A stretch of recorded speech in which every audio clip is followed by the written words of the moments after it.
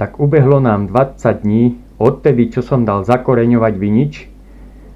A pozrieme sa na to, že ako to vyzerá, aké sú tam teploty a ktorá vlastne odroda ako začína rásť alebo pučať.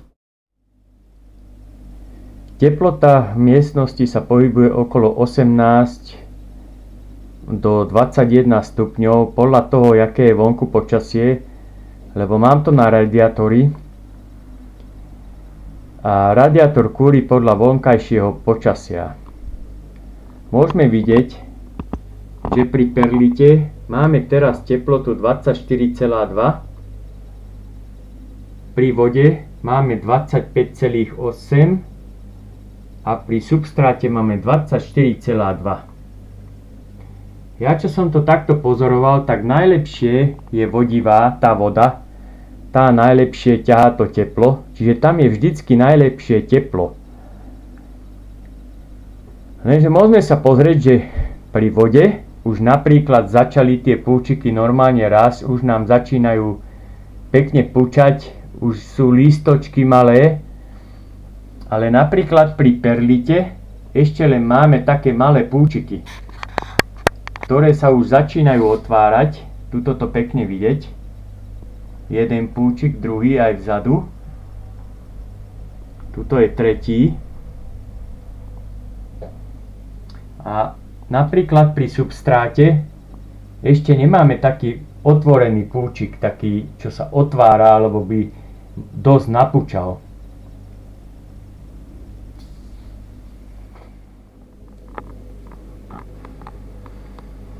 Keď sa pozrieme napríklad na tú vodu, tak vidíme, že ešte ani jeden nemá žiadne korene.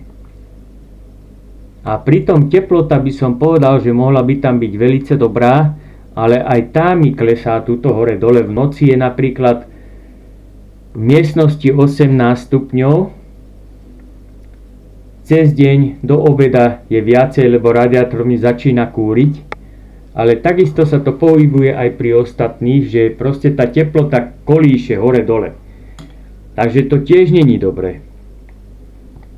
Ale aspoň vidíme ten rozdiel, že aký je, že keď to je vo vode, v perlite a v tom substráte.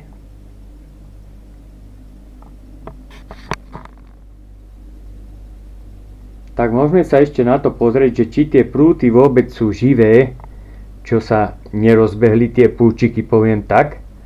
Tak skúsime si odstrihnúť kúštik. No čo pozerám, tak ten prúd je tam pekný zelený, čiže ja si myslím, že tam by nemal byť problém. On proste žije, len je to úplne iná odroda a v tom napríklad teraz perlite je menšia teplota. Pozrieme sa aj tuto vedľa. Tuto je napríklad, tento prúd je, vidíme, už pekný, živý. Ten nebudem ani striať, lebo si myslím, že to nemá význam. Ale vedľa máme taký dlhý, úplne dlhý prúd, tak ten si odstrihneme. Paráda. Normálne až pekne zelený. Čiže tam podľa mňa nebude problém, ten sa tiež rozbehne. Proste všetko má svoj čas, jak sa hovorí. Teraz sa pozrieme do toho substrátu.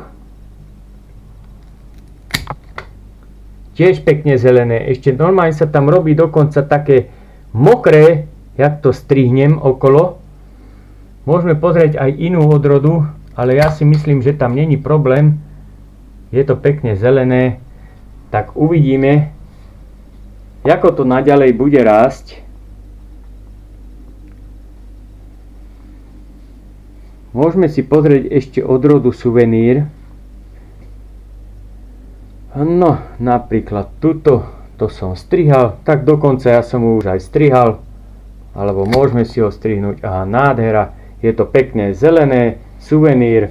Proste malo by sa to rozbehnúť. Uvidíme za koľko dní. Takže tak.